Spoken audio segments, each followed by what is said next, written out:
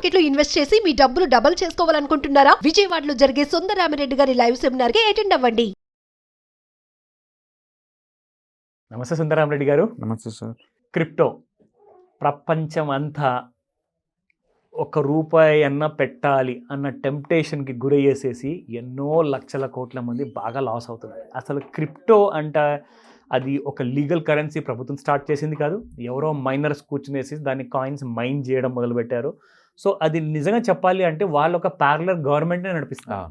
So crypto America సీక్రెట్గా ఇక్కడ చూసుకుంటే క్రిప్టోస్ని బాగా హోర్డింగ్ చేస్తుంది. అండ్ దాంట్లో చూసుకుంటే చాలా రహస్యాలు ఉన్నాయి.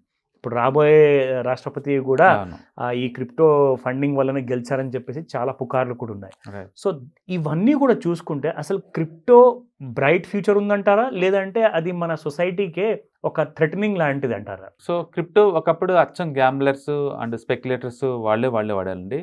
దాన్ని ప్రపంచవ్యాప్తంగా ఎక్కడ కూడా ఒక ఎసెట్ లాగా అగ్రిమెంట్ అయితే ఏం లేదనమాట. నిజానికి ప్రపంచానికి ఇప్పుడు కూడా అది ఒక పేమెంట్ మెథడా, లేదా ఒక టెక్నాలజీనా, లేకపోతే ఒక ఎసెట్ క్లాస్ అనేది ఎవరికి అంత ఏం తెలియదు, క్లారిటీ లేదు. ప్రస్తుతానికి లైక్ గోల్డ్ లాగా ఒక ఎమోషనల్ అసెట్ అంతే. అది ఇదేమో ఫిజికల్ గోల్డ్, అదేమో డిజిటల్ గోల్డ్ అంతే. ఓకే. సో ఇప్పుడు ట్రంప్ ఏంటంటే మొదటి నుంచి కూడా క్రిప్టో ఫేవర్ అనమాట. అంటే ట్రంప్ బ్యాక్ ఉన్న టీం కూడా లైక్ ఎలన్ మస్క్ అని వీళ్ళందరూ కూడా క్రిప్టోస్ బాగా ఎంకరేజ్ చేస్తారనమాట వీళ్ళు. అందుకని ఫ్యూచర్లో ఇక అసెట్లన్నీ కూడా కోడింగ్ దారులు ఇలానే ఉంటాయి అనమాట. ఓకే. పైగా వీళ్ళు నెక్స్ట్ 5 yearsలో ఒక 2 lakh బిట్ కాయిన్స్ని పర్చేజ్ చేద్దాం అని చెప్పేసి అఫీషియల్గా గవర్నమెంట్ వాళ్ళు డిసిషన్ తీసుకోబోతున్నారు. అంటే ఇప్పుడు దాకా గ్యాంబ్లర్స్ లేకపోతే స్పెక్యులేటర్స్ ఆడే ఈ బిట్ కాయిన్ గేమ్స్ ఇక ముందు రోజుల్లో గవర్నమెంట్ సపోర్ట్ తోటి గవర్నమెంట్ ఇన్వాల్వ్ అవుతుంది. అంటే ఒకప్పుడు స్మగ్లర్స్, డార్క్ వెబ్ వాళ్ళు వాడే క్రిప్టోస్ని ఇప్పుడు గవర్నమెంట్ లీగలైజ్ చేయబోతుంది ఇండైరెక్ట్గా. ఇప్పుడు డైరెక్ట్ అవుతుంది, ఇండైరెక్ట్ కూడా కాదు, ఇంకా డైరెక్టే.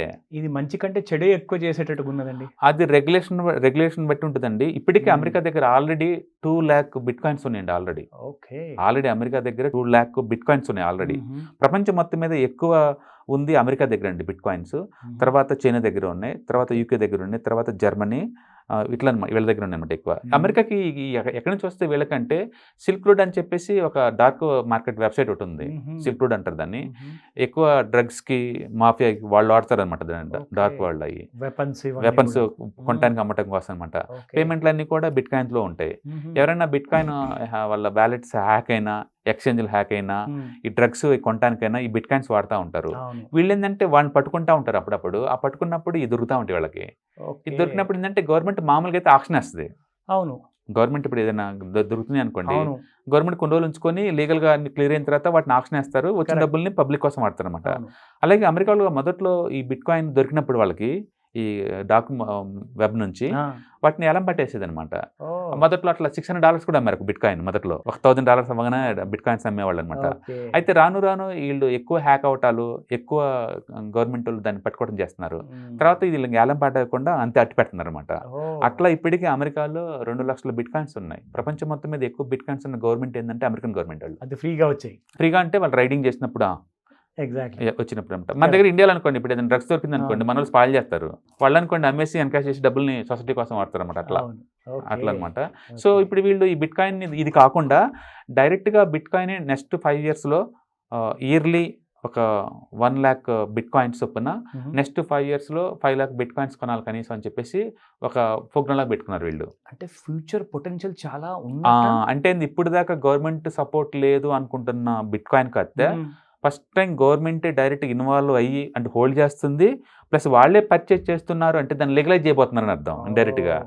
అంటే ఇప్పుడు దాకా డకాయిట్స్, స్మగ్లర్స్ వాడే బిట్ కాయిన్ అనమాట. ఇక్కడ నుంచి స్లోగా అది మార్కెట్లో రాబోతుంది అనమాట. ఇప్పటికే అమెరికాలో చాలా వరకు ఈ బిట్ కాయిన్ ఎక్స్చేంజ్లు అన్ని కూడా క్రిప్టో కరెన్సీ ఎక్స్చేంజ్లు మొత్తం గోల్డ్, సిల్వర్, అదర్ మెటల్స్లో మార్చుకోవడానికి ఛాన్స్ ఇచ్చారు. ఇప్పటికే ఆల్రెడీ గోల్డ్లోకి మార్చుతున్నారు వాటిని. అంటే ఇక అన్ని అసెట్లోకి మారబోతుంది అందరిలో.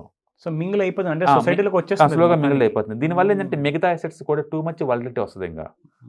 ఎందుకంటే బిట్ కాయిన్ అంటేనే స్పెక్యులేషన్ మారిపోయారు. అది ఇప్పుడు $1,00,000 ఉంది. అది వచ్చేసి మిగతా అసెట్లను టచ్ చేసింది అనుకోండి, మిగతా మార్చుకునే ఛాన్స్ ఉందనుకోండి, దాన్ని కూడా యాక్సెప్ట్ చేస్తారు. అందుకని ఇప్పుడు ట్రెడిషనల్ ఇన్వెస్టర్స్ కూడా ప్రపంచవ్యాప్తంగా కూడా ఈ బిట్ కాయిన్, అదర్ క్రిప్టో కరెన్సీలో పెట్టే ఛాన్స్ ఎక్కువ ఉందన్నమాట దీని గవర్నమెంట్ వల్ల.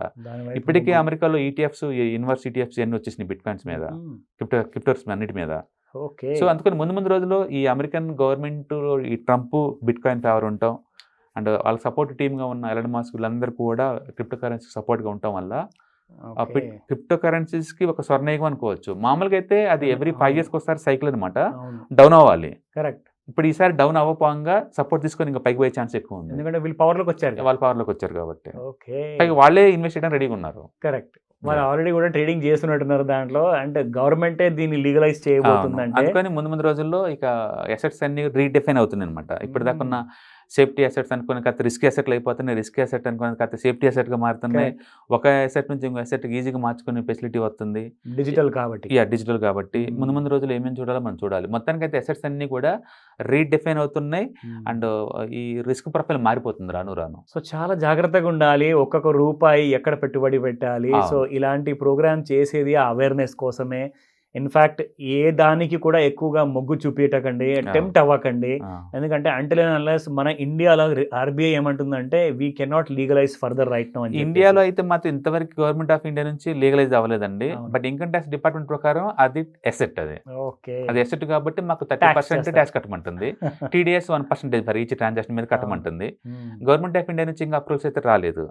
బట్ డెఫినెట్ గా అమెరికా వీలో చూస్తే కనుక ప్రపంచంలో ఏ కంట్రీ సరే ఇవ్వక తప్పకపోవచ్చు.